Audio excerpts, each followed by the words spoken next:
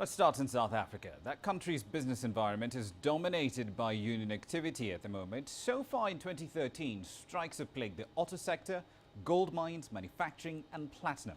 The country's biggest trade union federation, COSATU, is currently flexing its muscles on several key issues, including the implementation of e-tolls and labour brokers.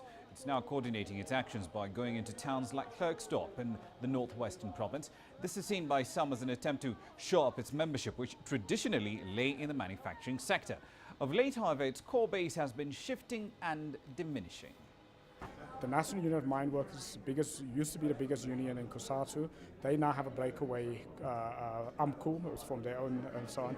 Many in the transport sector, we've got splinter unions. So we're getting a lot of splinter unions. So what we're seeing essentially is that the remaining manufacturing unions, a lot of them are in trouble, and there's a lot of splintering of those unions because they're under so much pressure, because they're perceived not to be delivering to their members because, the economy is shrinking, essentially. So I think we will see most probably going forward, because the manufacturing sector is struggling, begin to see a splintering of the union movement, and the old union movement based in the manufacturing sector is never going to be, most probably not going to return, and the COSATU most probably is going to be a public sector-based union going into the future.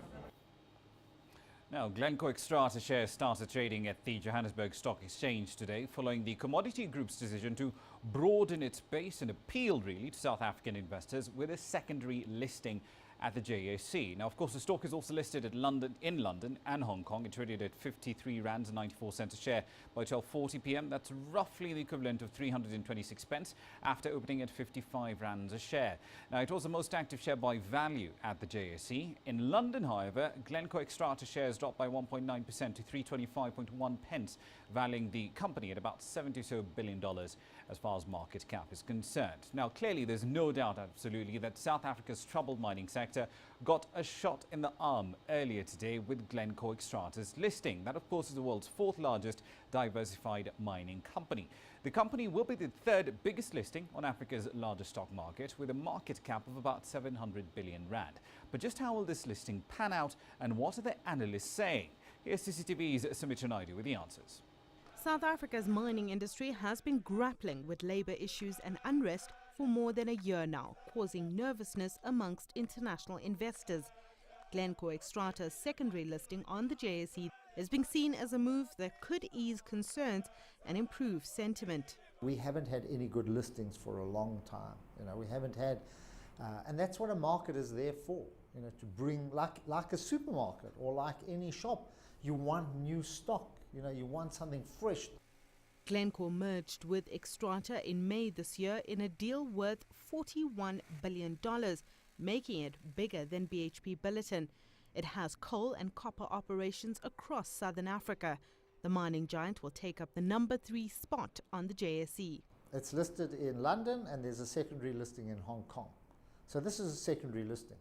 So foreigners who want to buy Glencore are going to buy it in London or Hong Kong. So this is really to satisfy our local appetite. But some analysts are skeptical that the listing will mean more to local investors than it does to international traders. It is a massive vote of confidence for the local bourse, because it means that world-class companies are looking at South Africa as a finance destination, and that puts us very high up. Glencore's stock is currently trading at around £327 a share on the London Stock Exchange and is being priced in as a hold or buy share. But the miner is likely to shake up the local market. It may be looking at a number of South African companies as potential acquisition target. And this becomes particularly important during a period where South Africa has gone through certain labour unrest, and some of our mining operations have looked quite weak. The new listing will no doubt attract some attention to the JSE, but may mean a little to the South African economy. In the last 2 years, the local bourse has been hitting record highs, while the economy has moved in the opposite direction. Sumitra Naidu, CCTV, Johannesburg. Now, the ongoing AfriCom conference in Cape Town, South Africa, provided a platform for a host of companies in the tech sector to showcase some pretty exciting new technologies. Everything from low-cost smartphones to the shift from voice to data and mobile banking are just some of the topics that were discussed there. The event brings together mobile manufacturers, network developers and content developers from Africa and around the world. CCTV's Travis Andrews was in the middle of the action. Internet communications is changing the world, and it's likely to continue on its growth trajectory for years to come. That's brought over 300 of the world's leading technology providers to the shores of Cape Town, all keen to tap Africa's lucrative telecoms market. Mobile data and content on demand were high on the agenda. It's a trend many in the industry see as a positive development.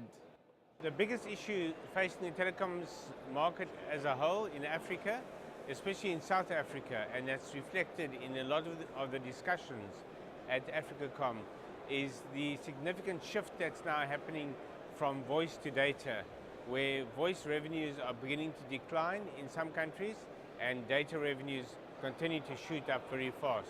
So what we're really seeing is that data is becoming a more important source of revenue growth than voice for most countries. IPTV, or Internet Protocol Television, is also gaining in momentum. Center stage at this year's event were new set-top box designs. Mobile devices, though, are still an important market. The mobile phone remains a central figure in the growth strategies of most of the firms here.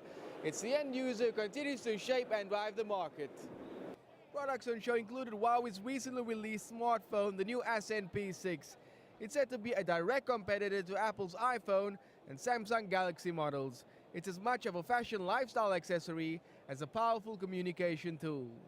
Compared to our competitors, and Huawei Ascend P6 have the super slim body, only 6.18 millimeter, and with the front camera of 5 mega and the back camera 8 giga, and will provide the consumer incredible camera experience.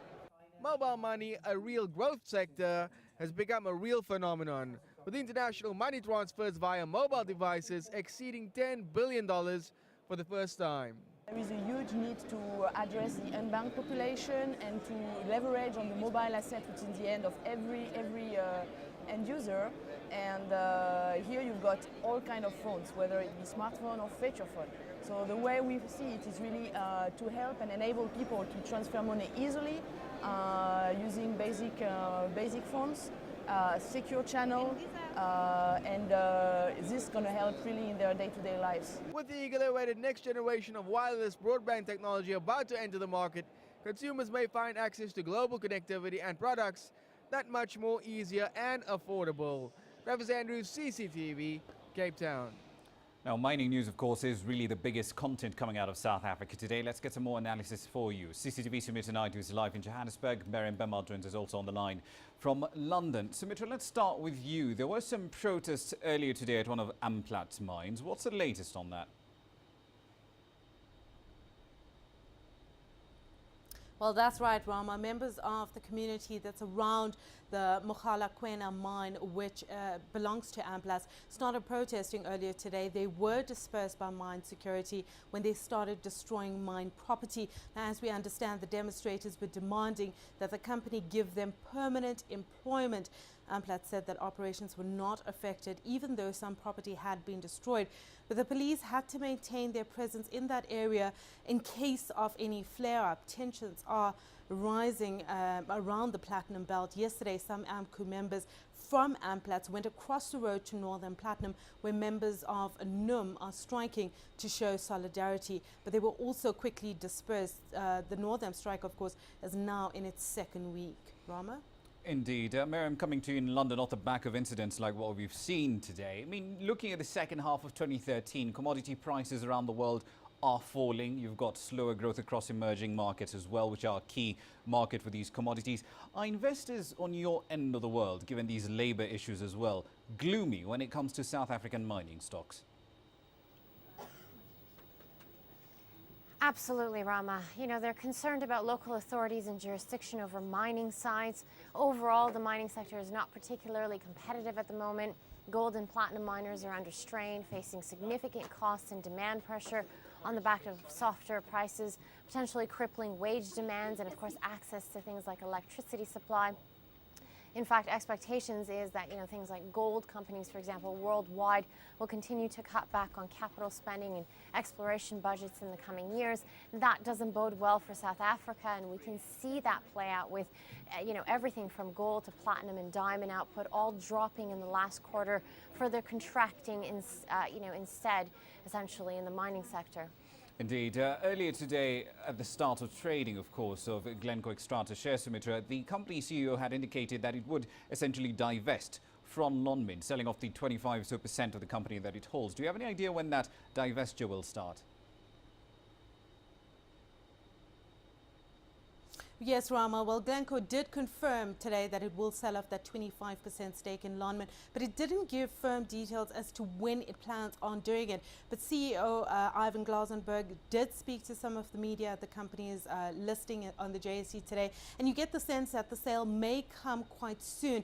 Glasenberg said that they were preparing for the sale as Lonmin was no longer a fit in the company's strategy of operating in bulk commodities.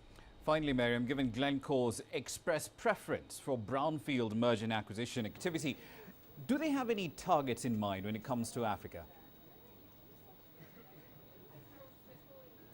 It's difficult to say right now, Rama, but experts we spoke with are suggesting a focus on smaller junior companies across Africa could be the new ventures where capital required is much lower than building new greenfield projects. When you consider their stock prices on the floor, credit isn't available. It's a good opportunity for a giant miner like Glencore to step in. The company is looking to expand its oil projects, for example, already known as the world's second largest independent oil trader. Analysts say the firm will focus on medium-sized oil projects in safe areas with less upfront capital costs and which won't really suffer from soaring operational costs compared to the mining industry. Indeed. We'll have to leave you there for the time being. Thank you very much for your time this evening. Sumitra Knight in Johannesburg and Miriam Bemad live in London. Now, we're taking a short break here on Africa Live. Here's what's coming up next. CCTV's Beatrice Marshall sits down with the Seychelles president with an exclusive interview on reforms and economic transformation.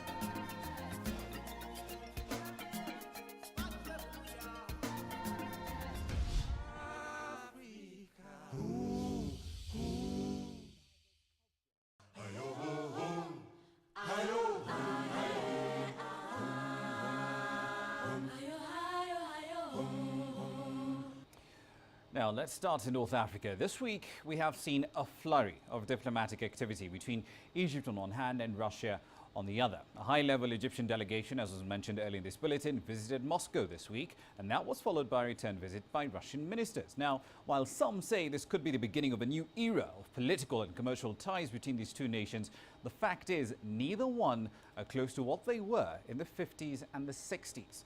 CCTV's Yasser Hakim filed this report examining what future economic relations may look like between the two. It is seen as a strong friendship being gradually restored. This friendship, strengthened in the 1950s, resulted in major projects that are still a pride of the Egyptian nation. It was a fruitful relationship that created the two most important projects in Egypt's modern era: the Great Aswan Dam, which provides water to Egyptians till now, and the heavy industry, the huge cement, aluminium and metallurgical complexes. The two were in partnership with Russians. Egypt did not match these projects again. Russian trade and investments dropped sharply in the mid-1970s, overshadowed by American and European influence in the region. Russia is Egypt's sixth largest trading partner, with a 2.8% share of Egypt's total trade. This trails Turkey with 7%, China 8%, and the European Union with 23%. balance of trade is only just over $3 billion US. 80% of it are exports from Russia. Most of the trade volume is in importing wheat and gas from Russia. There is much more potential than this.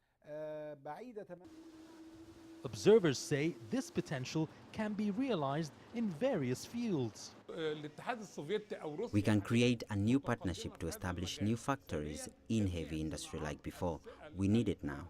We can also make use of their expertise in water sanitation projects, in producing equipment for agriculture, and most importantly, in the nuclear energy plant we are going to build. Egypt also announced it will sign an arms deal worth around $4 billion with Russia. Some say, however, that Egypt should learn from past mistakes in these deals. We should not just import arms, but this time we must also insist on establishing factories here to produce spare parts for the weapons. We don't want to rely on others for our basic strategic products.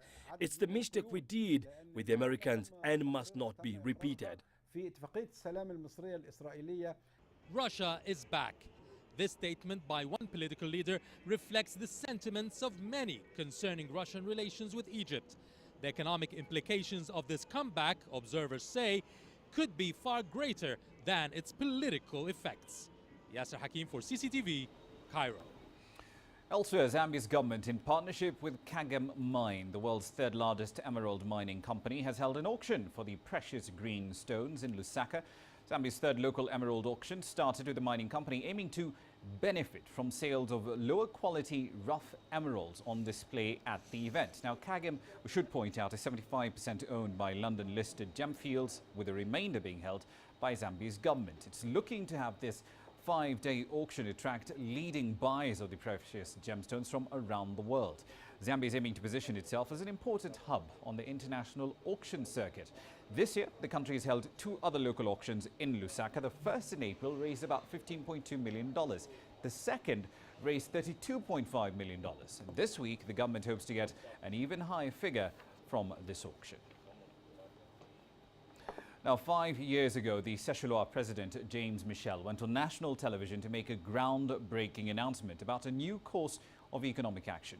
At the time, the country was coming under the dark cloud of the global financial meltdown, and it faced, in addition, the major financial default to the tune of some $200 million US. Today, however, the same man is at the helm of a robust and fairly healthy economy, having successfully instituted some pretty tough economic reforms. The president sat down for an exclusive interview with CCTV Africa's Beatrice Marshall. Here are some excerpts. In 2008, our country was on the brink because, our economic fundamentals at that time, although it had served us well over the past years, had to change to fit into the global environment. And especially with the difficulties we were having, for example, we could not meet our commitment in the repayment of our debts.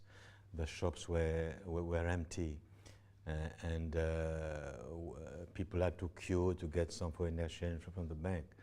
The situation was really very bad because the imbalances was very pronounced. And then the economic meltdown in the world created a situation whereby we had to take action. There is an IMF mission, though, in your country at the moment, reviewing the progress, the economic progress that the Seychelles has made. What is their verdict? We have been successful, but it doesn't mean that we've reached the end. On the contrary, now we have to build on these successes and ensure that we continue to have sustainable macroeconomic development that would ensure that our country continues to develop and survive in this very volatile global system. And the IMF believe that today we have become a model for the world, especially the small island states, the small economies.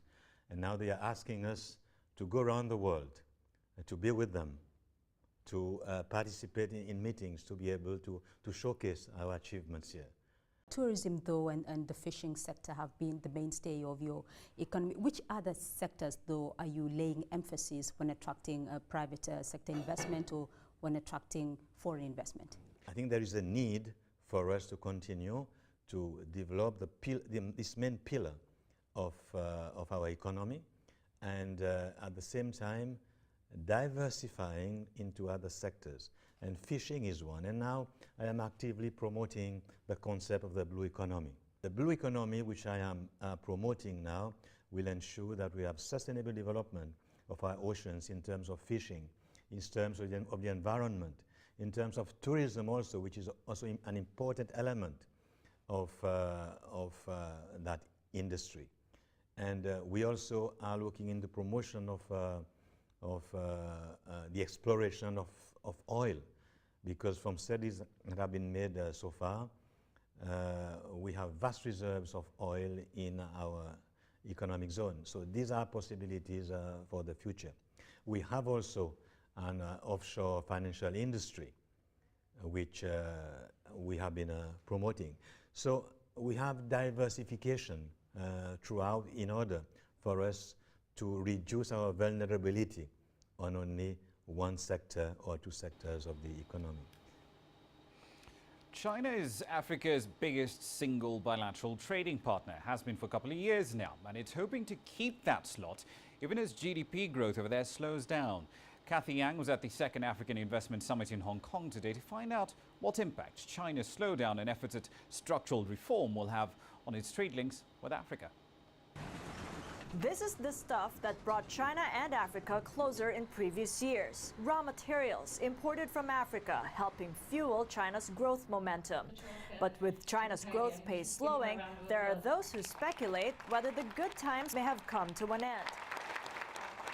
Not quite so, says Baroness Linda Chalker, chairman of Africa Matters Limited. She says now is the best time to strengthen that link with China as the growth momentum in sub-Saharan Africa gathers pace. There's everything to be gained. It's not simply the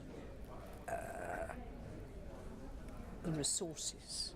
It's the growth in the people. It's the growth in the young people. No other continent has 78% mobile telephone penetration. There are loads of indicators that show that Africa is on the move. And that is the prevailing sentiment here at the Second African Investment Summit in Hong Kong. Their message in this one-day event, Africa is open for business. The event comes at a time China is growing more slowly than in previous years, as well as undergoing structural change. And next to China, economist Martin Henneke says China's current disposition may actually be beneficial for Africa. China is a very competitive market as well. And then now they are really aggressively looking to expand overseas and looking for other opportunities, perhaps other markets that are not quite as competitive or where there's still room to develop things. And I think Africa is quite a good for China, because those companies have experience to bring up or develop areas in infrastructure and other sectors. And the search for better returns is leading Chinese firms to Africa, now more often seen as a place to do business rather than just dig stuff out of the ground. The African markets, with all those young people under the age of 41% under the age of 15, that means a huge market for us all, not just China, but in Africa. And it's a trend economists expect will continue, and one investors in both China and Africa won't want to miss out on. Kathy Yang, CCTV, Hong Kong.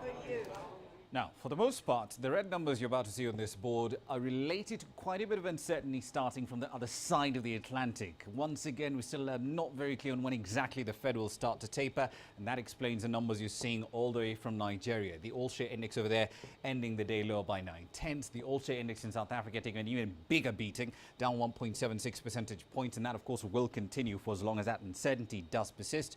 The 20-share index in the Kenyan capital, Nairobi, not as connected to Western markets, but still down marginally today, down 0.08%, and the Egyptian market also in the red, down 1.29%. Quite a bit of blood in the water there.